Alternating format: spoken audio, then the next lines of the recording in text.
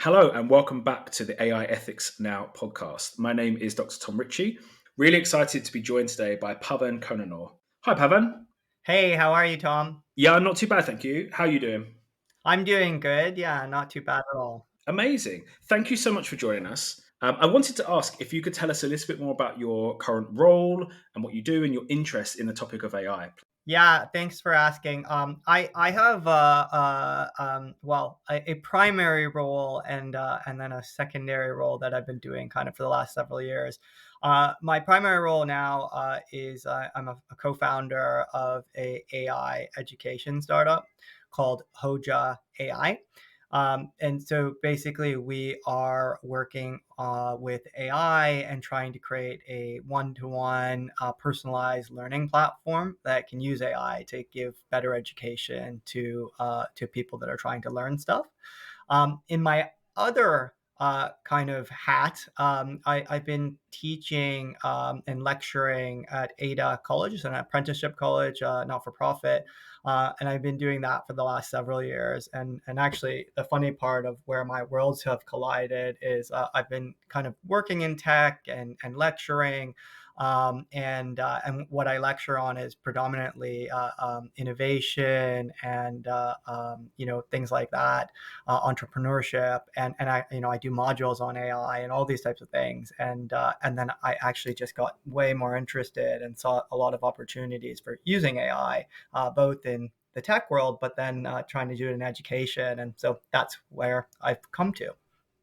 Thank you so much. I think that's a really interesting place to be. And the fact that you're on both sides of teaching this and working in your startup, it must give you a really interesting kind of overview of the questions that people are asking in the classroom as well, that you're able to take back to the startup to be able to interrogate, I guess, a little bit further. Yeah, it's really fascinating, right, to have been teaching and lecturing about the topic at a very high level, obviously, and I don't teach at a technical detailed level, but you talk a lot about the concepts and the philosophies and the applications, and sometimes they sound easy, sometimes they sound difficult, and then you go try and build something, and even the easiest thing is difficult. But yes, and what people say and what people ask, and then when you try to put it into practice, it's really fascinating, the full circle from learning and academia to then the application of building something to then going back to users or consumers or customers, and really getting everyone's inputs. I think, particularly in the context of innovation, it sounds really interesting when you think about the application of AI to, say, the ideation process. If we think about design thinking and the possibilities that it has to help support creativity, I'm very conscious of saying AI is creative because we know that there are challenges with that. But this a way of almost doing some of the ideation creativity for you, so then you can apply um, some of that perhaps higher order thinking, I guess, to different products and to different ideas. So yeah, that sounds like a really interesting place to be. Could you explain AI in simple terms for our listeners, please? Yeah, for sure. I'll do that in a second. And I just was gonna go back to what you were saying before that on design thinking and using AI and whatnot. Yeah, I couldn't agree more that I think or maybe I would say it a little differently, is like AI is a sparring partner, a friend, like a tutor, right? And that's kind of where we're going with what we're doing. But it helps that process. There's been countless times in my life where I've been trying to do something creative, innovative, whatever the case is, but it's hard to start or hard to figure it out. And now it seems like I have avenues which I didn't before that are really helpful, right? Which is amazing, and it's not something to just outsource or throw away, but it's something to make people better, in my opinion. But obviously, I guess we'll talk about a lot of this over the next several minutes, but like, yeah, there's pros and cons to some of this as well. But to your question, can I explain AI in some, maybe simple terms? I think I can only explain it in simple terms. I'll leave the technical explanations to people like my co-founders who are far brighter than me.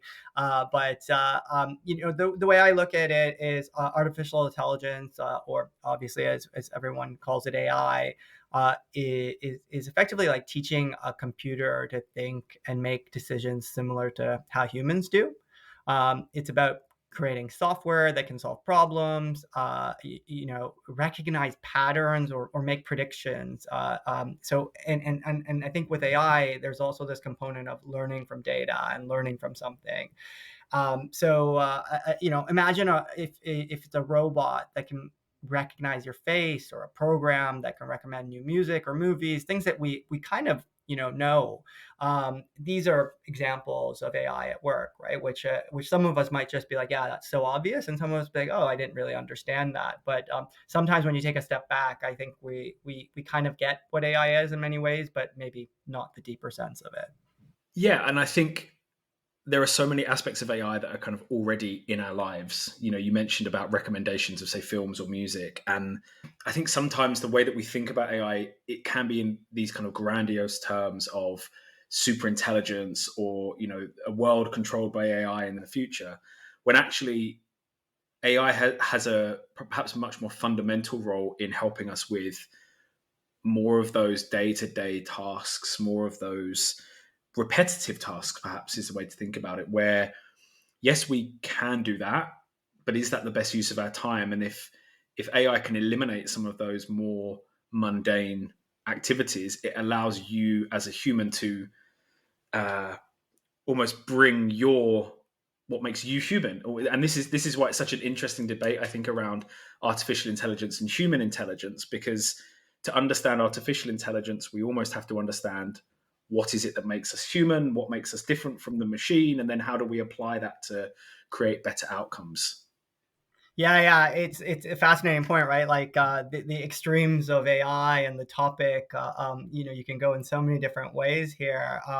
And again, I think you touch on this point of like using it as something that helps, or how it differentiates between humans and whatnot. And AI, I think it's a complex area when you go past the surface area, but yeah, I think when I look at AI, and I always kind of give the example here. Like I worked at Amazon for a few years, way back when, and they were doing a lot in terms of recommendations, and we've all been on Amazon and seen the recommendations. We've all been on Netflix or Amazon Prime, and I worked on a few of those services, and it was just fascinating, right? And the point was to make it better for the consumer, to give them stuff that they couldn't necessarily maybe get to themselves, or surface something for them based on their data, their patterns, whatever the case is, and really using some forms of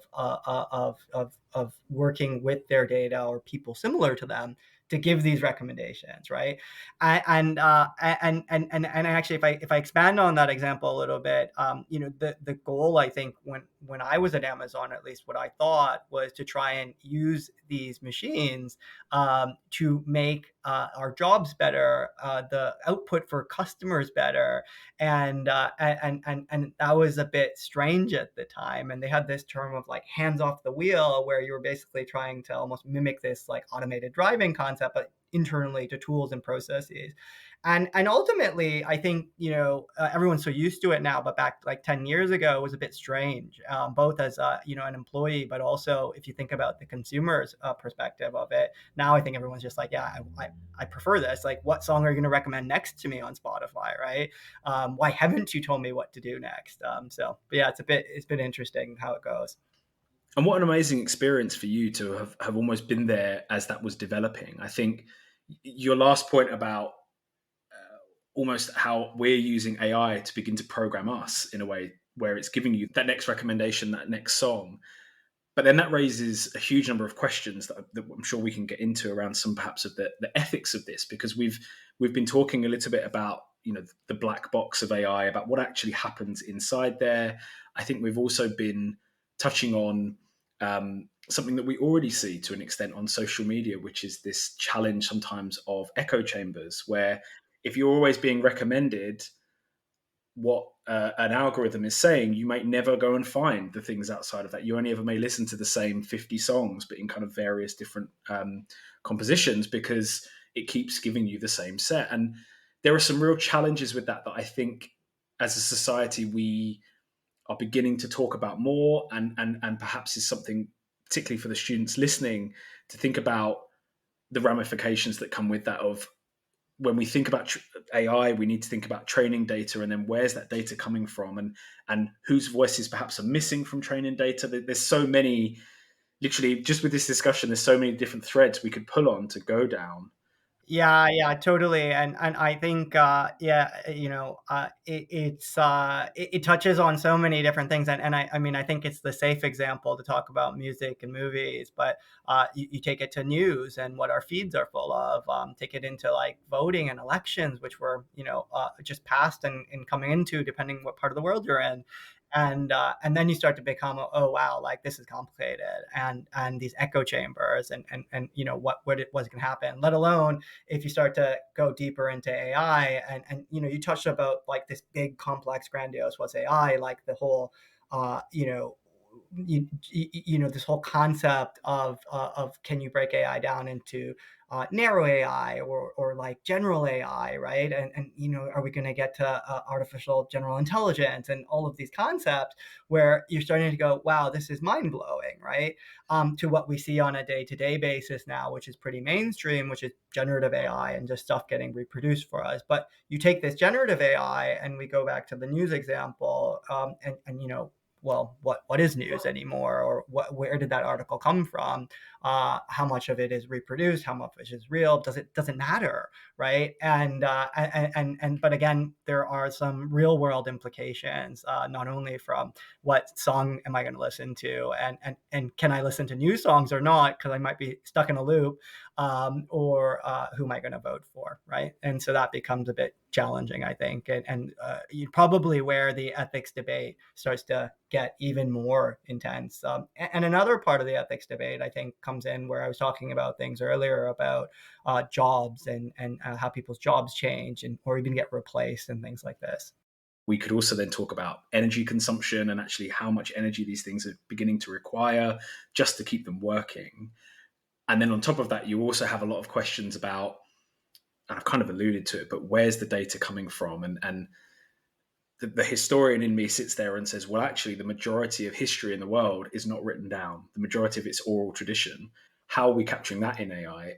Are we are we capturing it? Do we need to give it that consideration? And actually, these are huge questions that we're going to have to consider and grapple with for probably years to come. Yeah, yeah, totally. I mean, I think you've opened my eyes to something that I would have never even thought about as well, which is the concept of the what's not written down and what's from ages ago, which is true, right? Because that's probably not captured in the traditional sense of how you train an AI algorithm, and probably something that people aren't particularly in a hurry to kind of catch up with, right? Or it's gotten to this place without it. Why, is it helpful? Is it not? Or what will it do, right? When we capture that data, put it down, and then train a model. Exactly, and I think one of the big challenges is knowing where to stop with the threads, because we can spend 10 weeks debating these topics without really even getting into the detail of them. I wonder, with that in mind, then, if you'd be happy to talk a little bit more about how AI algorithms learn and improve over time. Yeah, yeah, good question. I think AI algorithms, from what we've already talked about, we kind of get this concept of data is being important. So AI algorithms learn from data. Effectively, kind of how we learn from data, experiences, and things like that. So the more data that an algorithm process, the better they become at making decisions. So, for example, if you show an AI thousands of pictures of cats and dogs, it can learn to tell the difference between them. Again, over time, it gets to learn more and see the difference, and it can be trained, right? And as it sees more examples, it gets better and better, and can tell you which one's the cat, which one's the dog, which type.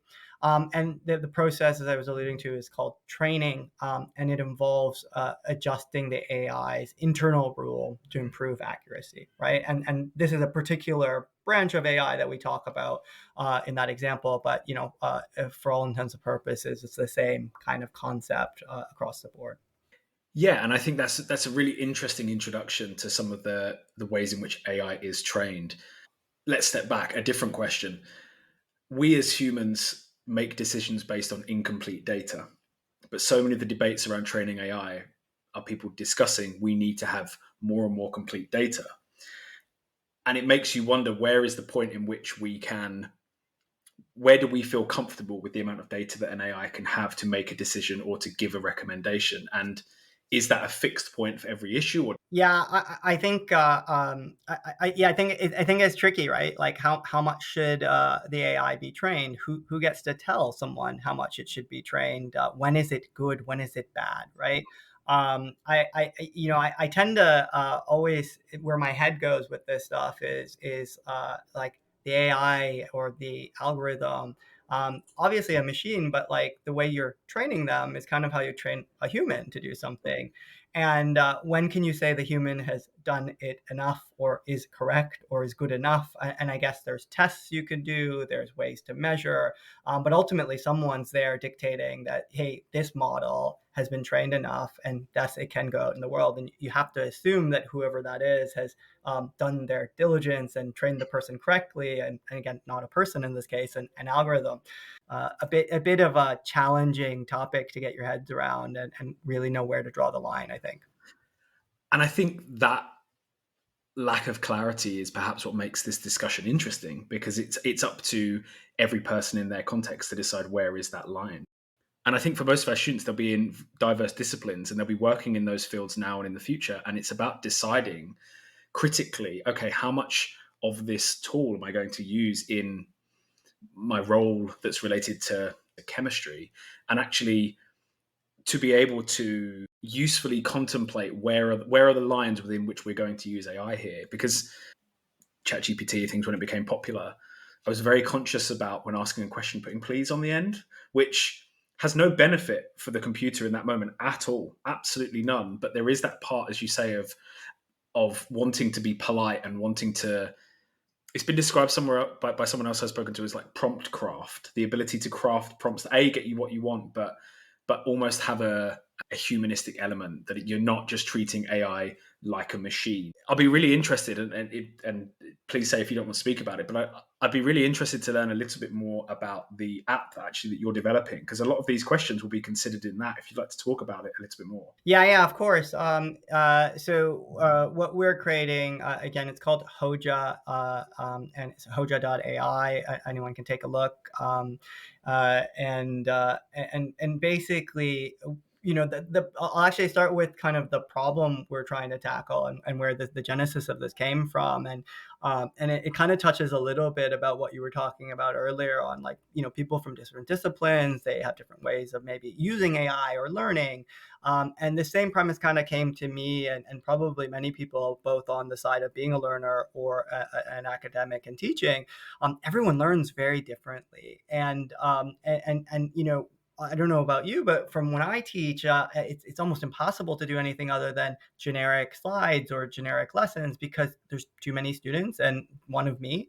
And but when I'm able to, and when I'm able to really connect with people, it's when I'm able to share personal stories, but personal stories that connect with the person. And if I could, I go around to 30 different students in a classroom, and adapt my content just to each person, because one person likes, basketball, and one person likes knitting, and another person speaks a different language. And so you're like, okay, cool, I'll adjust.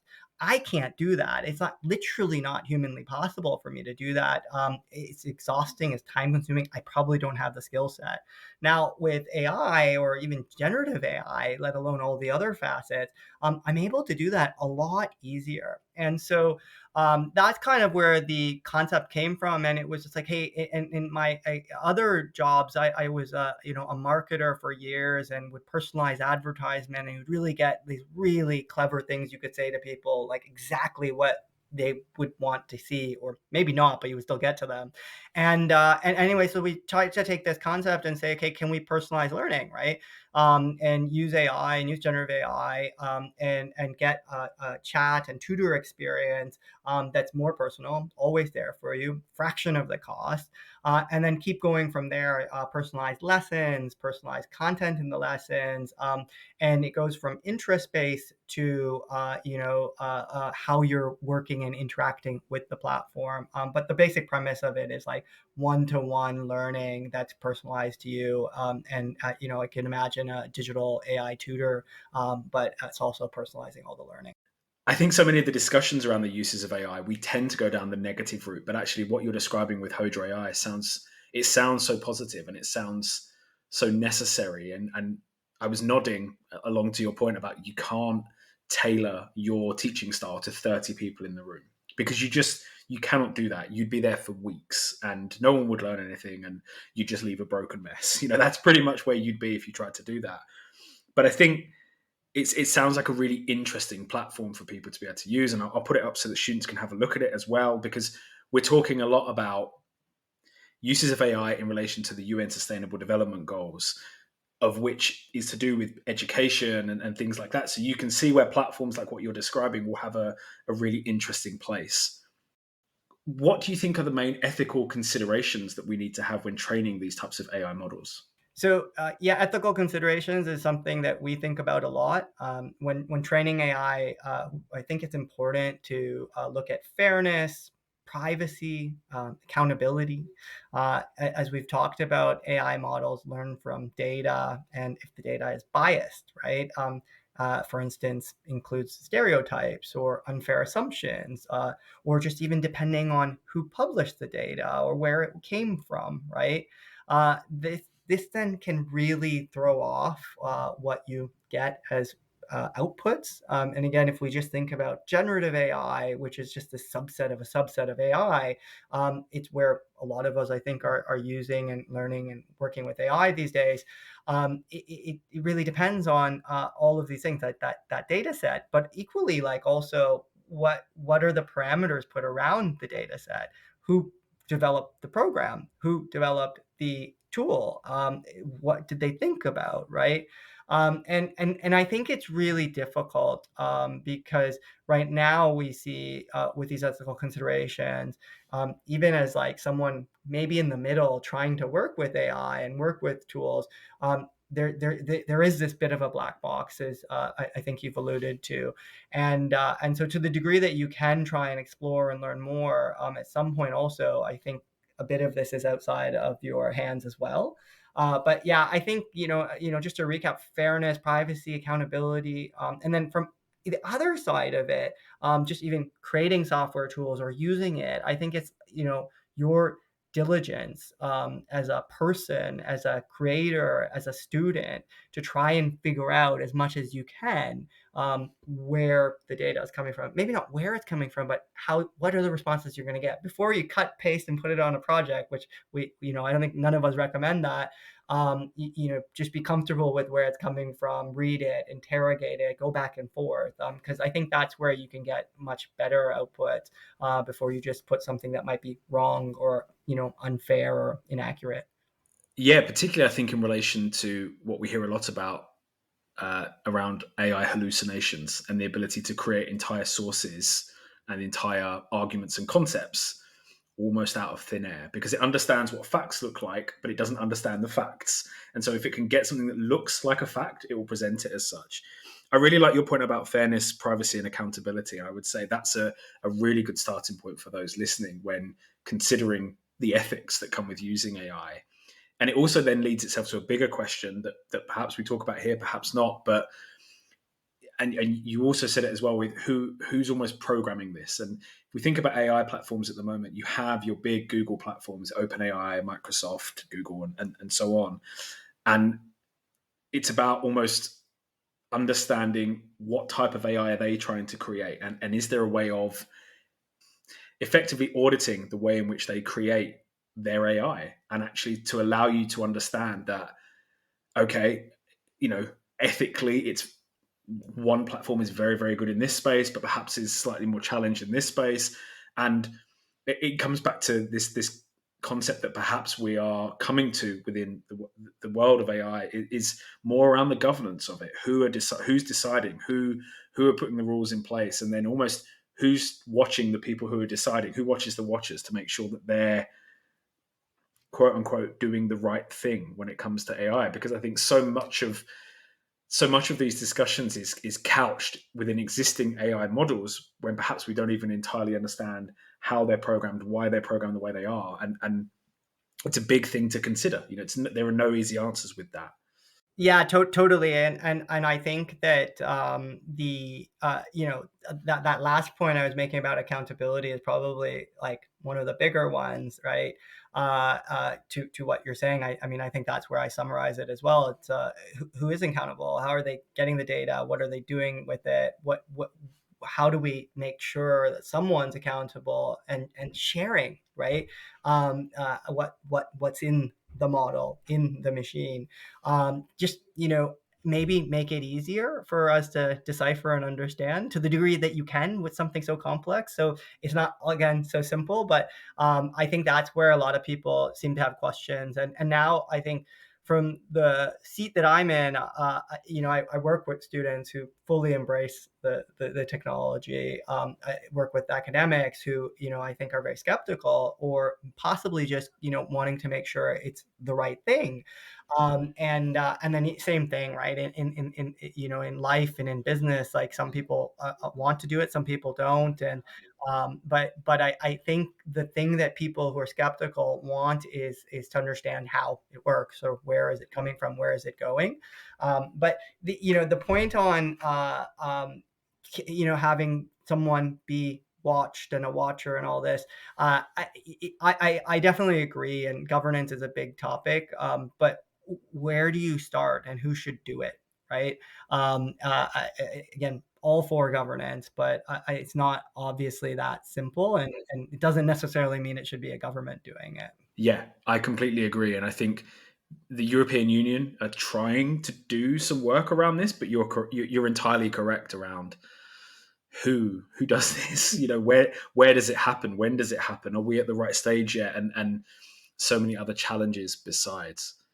So I wonder if we to kind of bring the podcast to an end. Just one last question for you, really, is um, what do you see as the most important steps that we can take to ensure a positive future with AI?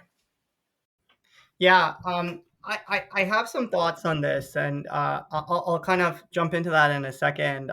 Before I do that, I wanted to share a quick story. Really, I've alluded to the fact that I've been teaching for the last several years, and also teaching entrepreneurship, but also dabbling with it myself. But as you'll know very well, one of the ways that many people look at entrepreneurship and innovation is to start with a problem, right? And look at problems, and then find solutions. And solutions are business ideas, and go with that, right? And I would always lead my students to go look for problems, and many different places and many different sources. But one of the places I would lead them was kind of a think tank, or something along those lines. And it would talk about what are the pressing problems in the world, right?